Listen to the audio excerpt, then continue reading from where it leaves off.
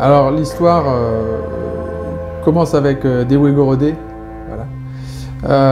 Au tout début des années 2000, en fait en 2002, Dewey me demande en fait personnellement de travailler sur la possibilité d'un salon du livre ici, qui suivait les grandes invitations initiales de Ouessant. Et c'était l'idée d'un retour de coutume et de la création d'un événement littéraire similaire ici, qui sera confié à Bernheim. La première organisation a lieu en 2003. Ça a été une belle histoire et un beau chemin. L'idée de l'implanter directement à Point-d'Imier sur la côte Est, à une époque où il y avait très peu d'événements littéraires et culturels et littéraires, a fortiori en province Nord, et en particulier sur la côte Est. Donc on a été sur un rythme biennal au début, puis un rythme annuel puisqu'on a rajouté l'édition nouméenne.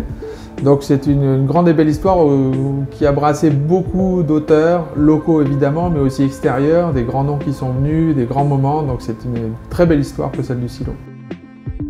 Alors le Silo est cette année à Point-d'Imier, donc c'est une édition où on est éminemment impliqué. La médiathèque à Point-d'Imier, Bernheim Point-d'Imier est un partenaire central dans l'organisation.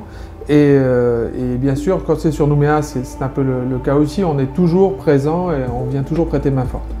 Et là, vous diriez que aujourd'hui, qu'est-ce qu'il faudrait de plus pour que le Silo, qui est déjà très connu et très apprécié, se projette dans le futur le mieux possible? Alors la question qui se pose aujourd'hui, évidemment, est celle du financement et donc de la survie même du Silo. Je pense que la continuité d'invitation et le fait de garder le lien avec nos amis du Pacifique et avec d'autres salons reste une condition très importante, parce que les salons s'entre-alimentent et il y a une émulation aussi qui se passe entre les salons. Donc je pense qu'il faut garder ça et puis rester au fait de ce qui se passe dans le Pacifique. Parce que autant on a du mal, nous, à avoir accès à la littérature pacifique, et parfois, bien souvent, on a reçu ici des auteurs qui ne sont pas traduits, par exemple.